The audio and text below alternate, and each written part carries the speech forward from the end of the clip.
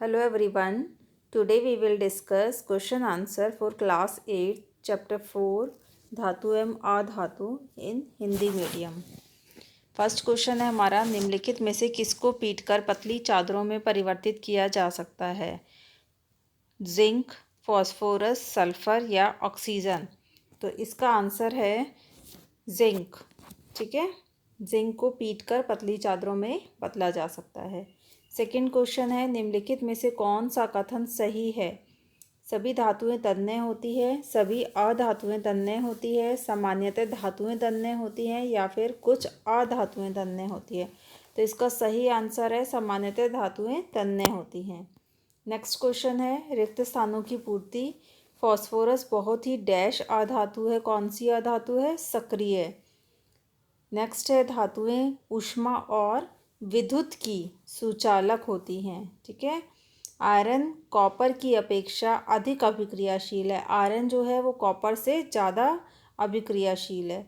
धातुएं अम्लों से अभिक्रिया करके कौन सी गैस बनाती हैं? Hydrogen gas.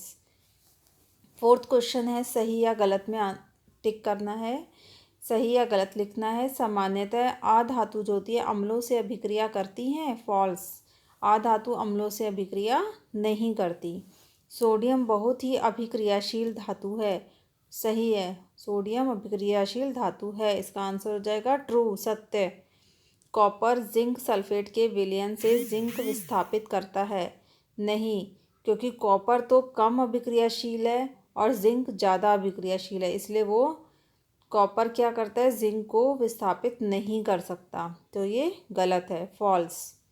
कोयले को खींचकर तारें प्राप्त की जा सकती है, नहीं, कोयला तो वैसे ही टूट जाएगा, तो कोयले से तारें तो बन ही नहीं सकती। ठीक है, नेक्स्ट है हमारा, धातु और अधातु में अंतर बताना है। तो सबसे पहला है गुण, गुण के आधार पर धातु और अधातु में डिफरेंस बताना है। ठीक है, तो पहला क्या है? दिखावट। दिखावट कैसी होती है? धातु कैसी होती है? चमकीली। और अधातु कैसी होती है? निष्प्रभ, की जो चमकीली नहीं होती। कठोरता कैसी होती है? धातुएं बहुत ज़्यादा कठोर होती हैं पर अधातु कम कठोर होती हैं, कोमल होती हैं। ठीक है, आघातवर्ध्यता। आघातवर्धीनता में क्या होता है? धातुएं आघातवर्ध्य होती हैं, बल्कि अधातु आघातवर्ध्य नहीं होती। आघातवर्ध्य मतलब पीट कर पतली चादरों में बदल देना।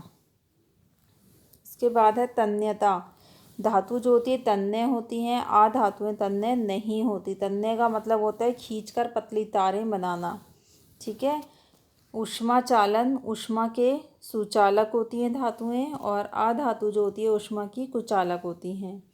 विद्युत चालन, विद्युत की भी सुचालक होती हैं धातुएं, और अधातुएं जो होती हैं वो विद्युत की कुचालक होती हैं। ठीक है, नेक्स्ट क्वेश्चन है, एल्युमिनियम की पन्नी का उपयोग खाद्य सामग्री को लपेटने में किया जाता है।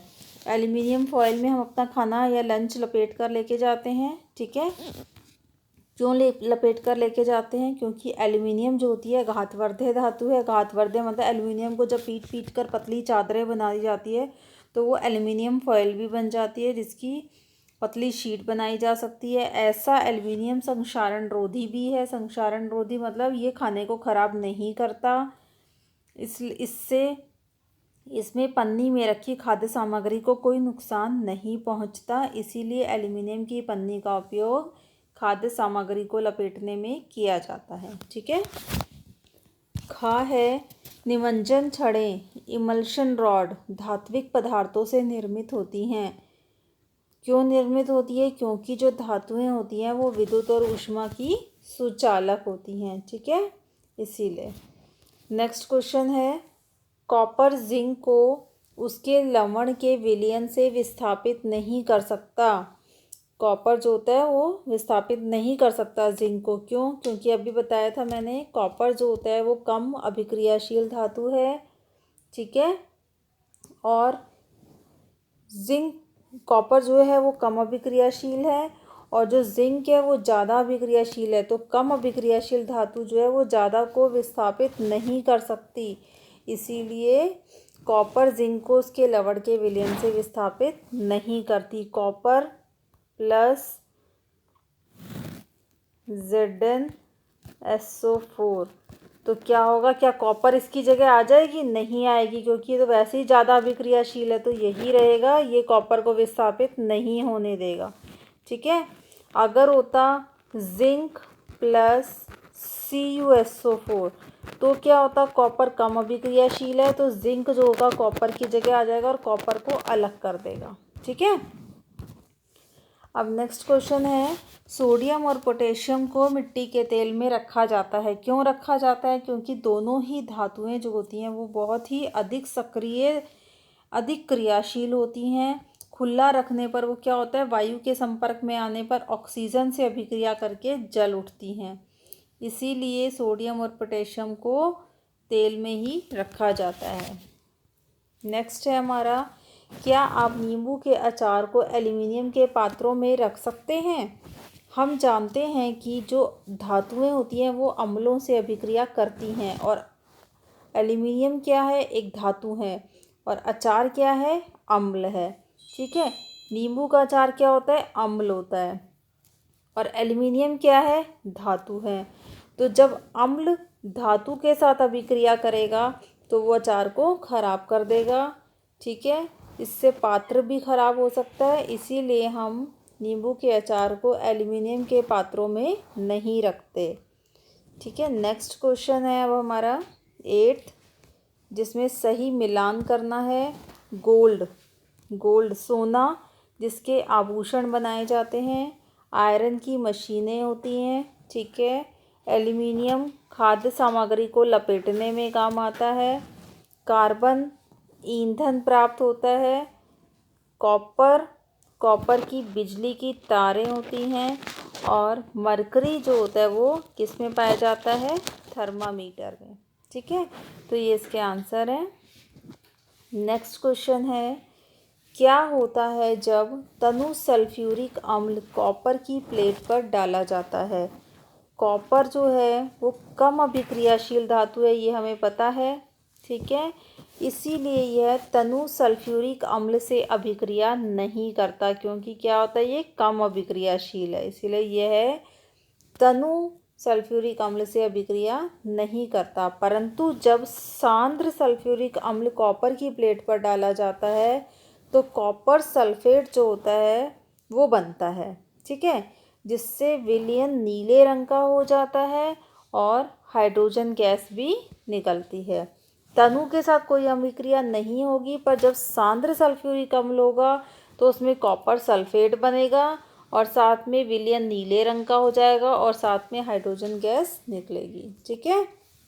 नेक्स्ट क्वेश्चन है, लोहे की कील कॉपर सल्फेट के विलयन में रखी जाती है। लोहे की कील मतलब Fe आयरन। ठीक है। इसको कहाँ रखा, कॉपर सल्फेट के विलयन में। तो क्या हो जाएगा, कॉपर जो है हमें पता है कम अभिक्रियाशील धातु है और आयरन जो है वो ज़्यादा अभिक्रियाशील धातु है। तो क्या होगी, ज़्यादा कम को रिप्लेस कर देगी और इसकी जगह आके खुद जुड़ जाएगी, FeSO4 बनेगा और कॉपर निकल जाएगा। ठीक है।